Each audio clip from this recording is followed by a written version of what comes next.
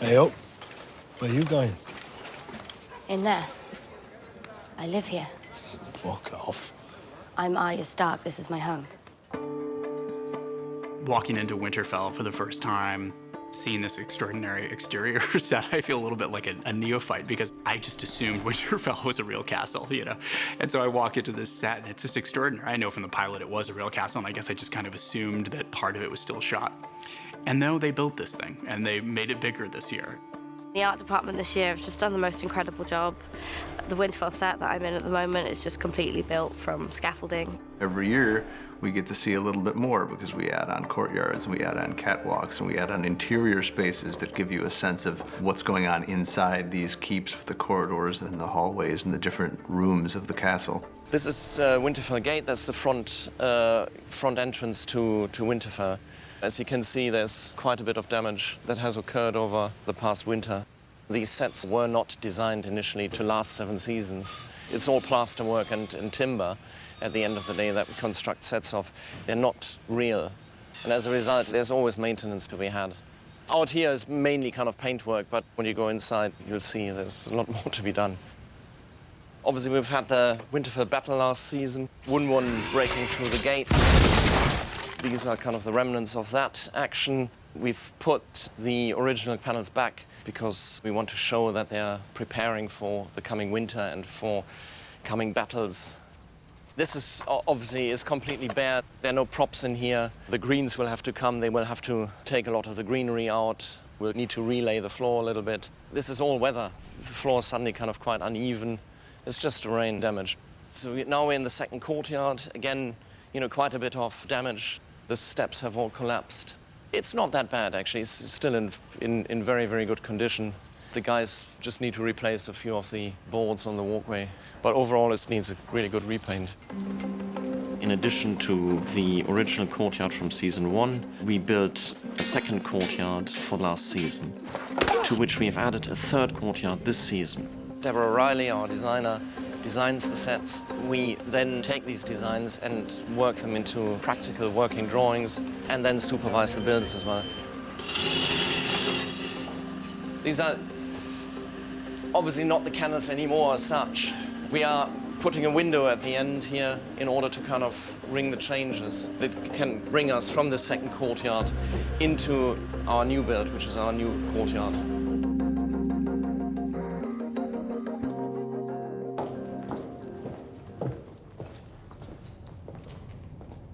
These are Mother and Father's chambers.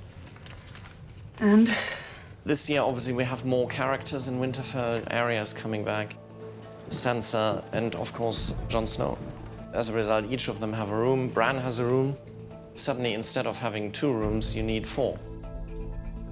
Then also there's a lot of action in corridors. There's a lot of intrigue going on where people are following people. So, you know, all of that needed developing. This is Jon Snow's room, which used to be Ramsay's room. We've kind of rebuilt this slightly. There's a window here now. We've changed things around. We've changed the fireplace just to kind of do this a little bit differently.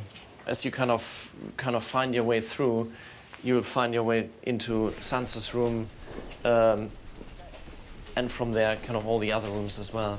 So this is Sansa's room here. Everywhere still some construction to be done. You know, the fireplace is still being built. There are certain things that can probably kind of do with a little bit more. This hasn't been finished yet. Whilst this has, they started taking this down, aging this. What's that? Maester Welkin built it for me, so I can move around more easily. It's a very good idea. I have designed a lot of stuff for Bran Stark. He doesn't know it, but I'm his personal transport designer. There was a lot of opinions on how it should look and how it should feel, and the concept artist went through numerous designs before that was actually approved for us to then make. Now he's the three-eyed raven. He has quite an austere character, so it was you had to not design any decoration on it, and it had to be the Winterfell colours, quite pared down, and then using the wood and the leather, keeping it really simple, so it reflected his character. It has to be practical, but it has to look period, so that the trick is to kind of disguised the mechanics of it at times. Once it was done, everybody was happy with it, and it was comfortable also for the actor and was able to function properly. The North needs to band together. The Winterfell fire backplate, it's the second one we've made over the last 2 years. If it was something that you could just have hanging at the back of a set, there wouldn't be that much of a problem, but because you want to light a real fire in front of it, we have to use special fire retardant materials. We then have to generate a huge mold, which is very expensive, very labor intensive.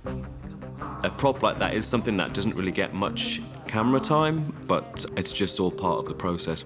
One of the great things about having a show that's gone on for many years, for all the departments, there's a degree of accretion where you just keep adding layer and layer and layer, and things become more rich and complicated and lived in. And that all adds to the realism of the world. They have done such an extraordinary job. All of these sets are bigger than you can imagine and more detailed than you can really even experience frame by frame in a show. It's quite an adventure.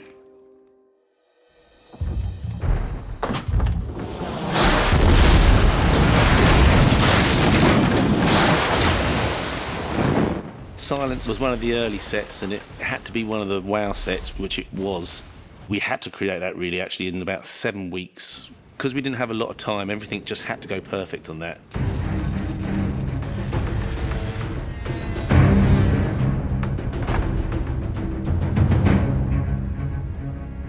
We're in Banbridge doing the boats for the sea battle. Yara's ship and Euron's boat, the Silence. Halka Richter was the art director of that set, and he was working with a concept artist named Philip Shearer. The Silence was my favorite and my least favorite set at the same time. It was quite obvious that everyone's vision was very, very different. Someone imagined the ship to be like Chinese influenced, but these are also Ironborn. So some others were looking more like in a Viking direction. To bring all of this together was like the big challenge. Through research, we started to look at Roman sort of biremes, triremes. We were looking at medieval ships. The boat's an amalgam of a lot of different great warcraft that were built over the different centuries, so it's not quite like any one in particular, but it's a lot of different ones mushed together. As we planned the battle out, we realized the boat itself doesn't really come into play as a real thing that people need to interact with until it's connected to Yara's ship. So we decided that the best way to put across the true size of this boat and still make it possible and functional was to build a section of it, the bow section that rams into Yara's boat. The art department designed and built the first 50 feet of the Silence with the idea that visual effects would then extend that. The great thing was, because Philip had worked in 3D on the computer when he was designing it, it meant that these ribs could then be farmed out and cut and perfectly delivered so that the boat would go together like it was out of a kit. When the thing is then assembled, you get the skeletal structure of the ship, and then we just start to clad it. So it was very much a carpentry-heavy set. We have marine guys who will come over and help us on these things. All the rigging came through them. They'll splice the ropes, they'll hang the ropes, put the sails up, do whatever they can to get this car park ship ready for battle. I work out the drawing to scale everything down to make the sail the shape it is.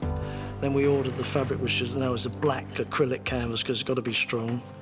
There's also the special effects sail, then that's put up on the ship as well, so they can work out all the details in special effects.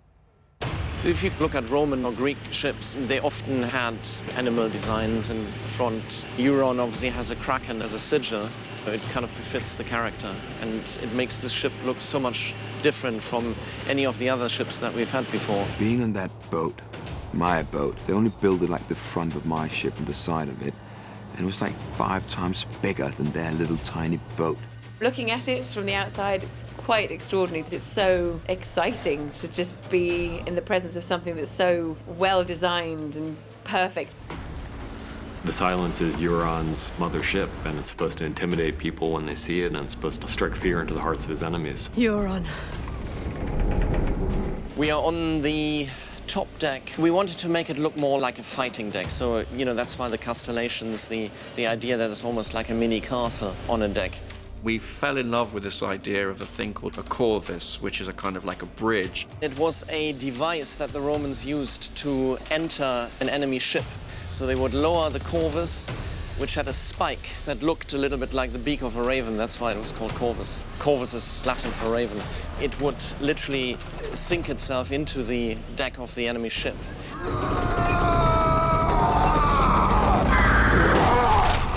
And the guys come streaming down and then run onto the ships to murder everybody. We were such a great, humongous, mean-looking thing, so it just seemed like the personality match with Pilu's rendition of Euron. It is quite clearly a warship. It doesn't transport people. It transports death and destruction.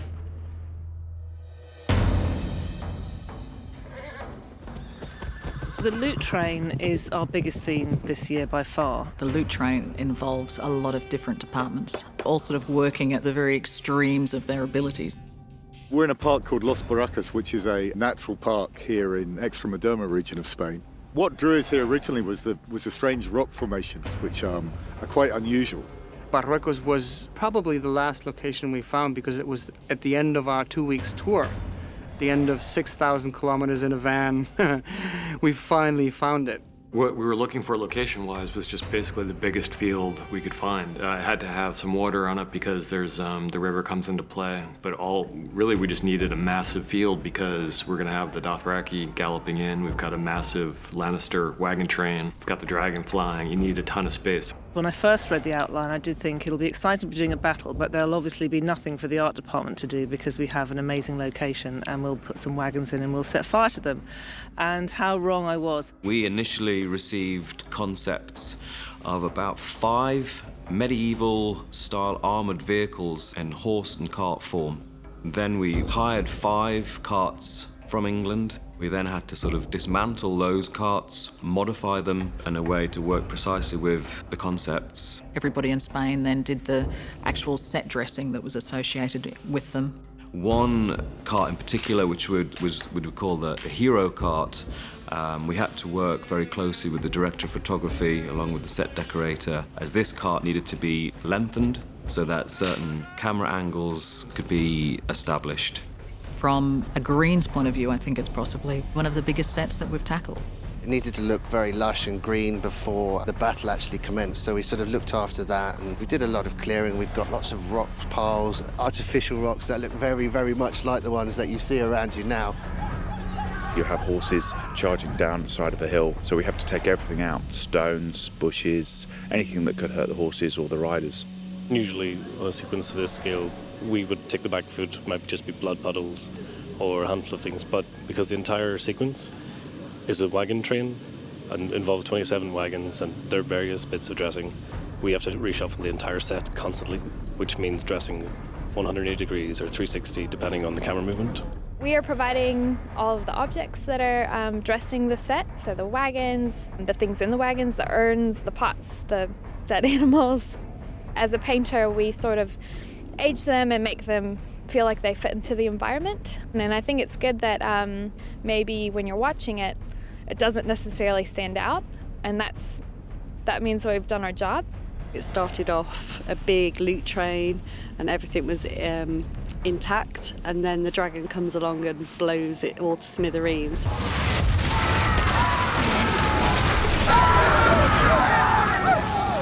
There's different stages throughout the 3 weeks that we're shooting, so we have a whole team of dressers that come and do the changes. As this set's sort of gone further and further into the battle, and dragons have been and fires happen, and now what we're doing is we're making it look very charred and burnt, and lots of sort of crispy critters hiding everywhere. There's a lot of continuity to make sure that we're in the right space, in the right part of the process, reflecting the right amount of burn, the right amount of damage. How you keep that going takes an awful lot of effort. We have an eco-friendly dye which dyes things black to make it look very charred and burnt. And we're using several forms of ash as well to dress in and make it all look authentic, along with charcoal and stuff like that. It's a big special effects bonanza. Everything that we provide will then have to be burnt over a matter of 3 weeks. So we're building carriages, we're building wagons, knowing that everything is going to end up as ash by the end of it. This is going to be crazy. It's a big battle. There's lots going on. We've got crew doing lots of different things here. There's hundreds of extras and horses and fire. I knew it was going to be crazy and fun too.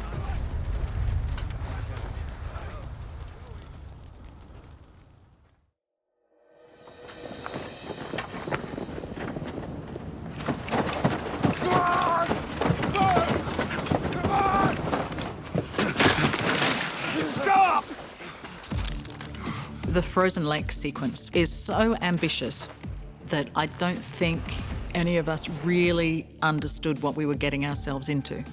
Bernie Caulfield and Chris Newman pushed to have it in this quarry, which is half an hour outside of Belfast. It's called Wolf Hill Quarry. I remember we went there and it was actually a nice day. What we didn't realise was how bad the weather was going to get. Start clearing out, please. Let's go. All the rain comes, heavy again. Wolf Hill Quarry can be a very unforgiving environment, weather-wise a lot more brutal, especially in November, December, than the places we shot in Iceland. It's worth it to get those characters out there where it really is freezing cold. What you'll see on camera is exactly what it is. It will be a very raw, cold, freezing environment where these characters are utterly exposed to the elements.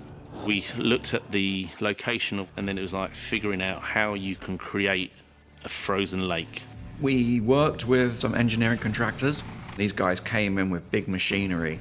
We've done a lot of quarry work, and I know that one man with some of those big machines can shift an awful lot of earth in a day. It has to have a flat surface. Ice forms in flat pools. It doesn't have a hill. So we had to concrete it so it was a hard surface, so no mud could leach into the fake snow and so on. In the end, we put down 11,000 square metres in area of concrete, which is nearly 3 acres, to create that vast area of frozen lake. When you stand up on the top and look down, it was like we were building an airport or something. It looked amazing. And I'm sure the people up in the International Space Station must have been thinking, what on earth are they doing there? Like, the scale of it is enormous. We built the island in the middle like we would build a set. The island was built out of a mixture of real rock and then plaster work to actually get the shape correct. The island in the middle had to be very specific to contain the action. So we had the area where Tormund is, where the Hound is, where Jon Snow is. You know, those areas all had to be kind of worked out. Where we need a place for Jon Snow to fall down, so we need a little step in the rock structure. And the same really for the Night King area. Deb wanted it to have a real dynamic to it, so we used our own plaster, fiberglass sheeted rocks, but they were done in such a way to give the thing a drive. It's moving forward, this thing. It feels present. When I came to set for the first time and saw this lake, I understood it was concrete and that they had actually made it, that blew my mind. That island they built in the middle of the lake, it looks like a real island, you know, and the way they've made the lake look iced over. Yeah, it's incredible. And then, of course, you know, you can't talk about that set without acknowledging the snow team. They've been there for an inordinate amount of time, just snowing piece by piece by piece, so that what you end up with is very nearly a 360-degree set. We try to shoot in quarries whenever possible because they're just massive open spaces that we can turn into our playgrounds for whatever we need. We built some walls to take us from Iceland into this lake to sort of make believe that we were in the same environment. When you film something in another location and then you're responsible for finishing that location off somewhere else, you know, you have to really do your homework and try and make sure that you match it as best you can. And so all I can hope now is that the conditions that they have in Iceland when they shoot the first part match the conditions that we had when we shot in the quarry. For the frozen lake, we initially received a concept where numerous White Walkers were pulling a huge dragon out of the lake. This was going to be a very visual effect heavy scene, but still we knew that, you know, the actors required to appear to be pulling something heavy.